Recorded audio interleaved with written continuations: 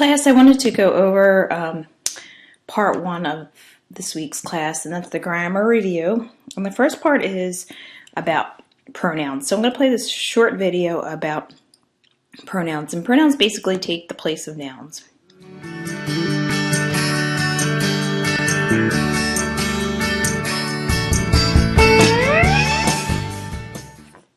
Pronouns. Writers avoid repeating the same nouns by replacing them with pronouns. Listen to how the following passage improves when the writer substitutes the name Carl with a few different pronouns. Carl is an amazing musician. Carl taught Carl how to play when Carl was only a small child. When Carl plays Carl's bass guitar, Carl's fans go wild. Carl is an amazing musician. He taught himself to play when he was only a small child. When he plays his bass guitar, his fans go wild.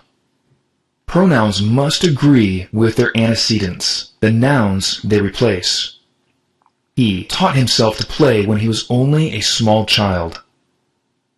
Carl is the antecedent for the pronouns himself and he. Remember these three important rules when using pronouns.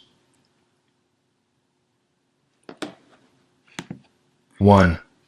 The pronoun and its antecedent must agree in number. A singular antecedent requires a singular pronoun. A plural antecedent requires a plural pronoun. 2. The pronoun and its antecedent must agree in case. If the pronoun is the subject of the sentence, subjective pronouns must be used.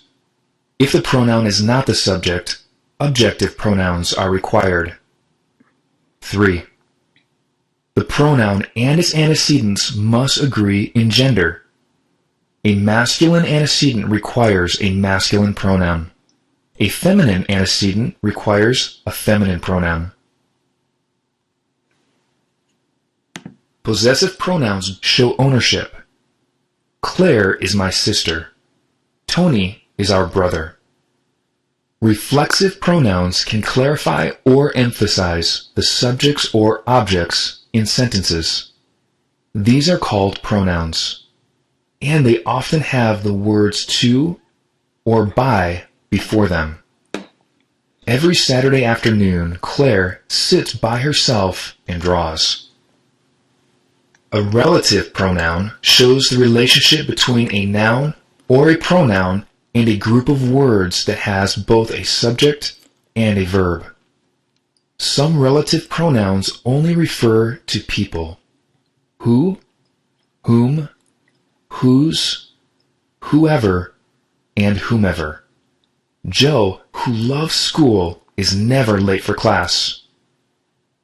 Words that refer to things or animals are that, which, and whichever. The puppy that jumps too much needs discipline. Using pronouns will help your writing become more fluent. Remember to review pronoun rules as you practice using pronouns in your own writing. Okay, so that's a good overview about pronouns. And so your first grammar exercise is going to be related to pronouns. The second part of your grammar exercise is going to be about adjectives, adverbs, conjunctions, and interjections. And that's chapter 22 in your book. So let me see if I can pull that up.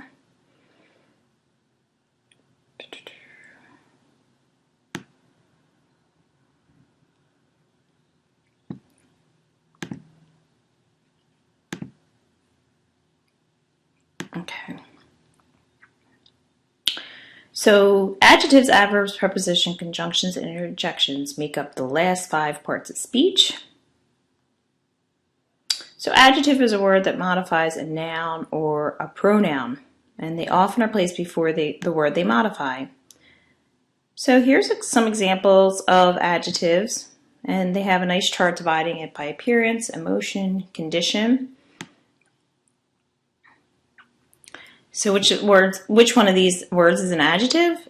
It would be bright, because it would describe something. Adverbs describe verbs, adjectives, and other verbs. They describe when, where, why, and under what condition, or how something happened. And this is also a nice chart. It tells you adverbs of place, adverbs of time, adverbs of purpose, and adverbs of manner. So I know that's one of your exercises, that you have to identify the adverb and then identify what type it is.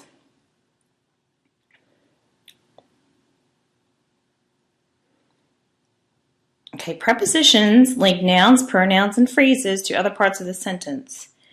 They indicate the time, when, or location where something happens. So sometimes you write and you have prepositional phrases in the beginning of a sentence. Anytime you have a prepositional phrase in the beginning of a sentence, make sure to put a comma after it. So if you said, after we go to school, comma, we are going to the park. And so again, your book gives you a nice chart about prepositions of location, of time, and of action and movement. Conjunctions, there are three types of conjunctions, and conjunctions are joining words. There's coordinating, subordinating, and correlative conjunctions. Coordinating, we've seen these before. That's our fanboy, so for, and, nor, but, or, yet, and so. And before each one of them, you'll see a comma.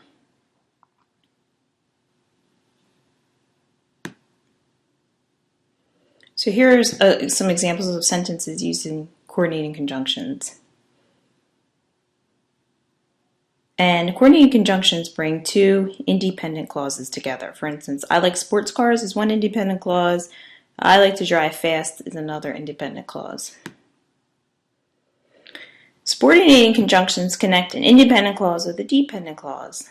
So these are examples of subordinating conjunctions. Although we like ice cream, so that would be a subordinating conjunction. Although we like ice cream, we prefer chocolate. So here's some examples of subordinating conjunctions. And then we have correlating conjunctions. And these are those that I think of, they're like married to one another. So if you have whether, typically have or in this sentence. Either or, neither nor, and not only but also. Not only do I act, but I also direct. So you see not only, and you also have but also. And so this is a nice chart again with your coordinating conjunctions, your subordinating conjunctions, and your correlative conjunctions.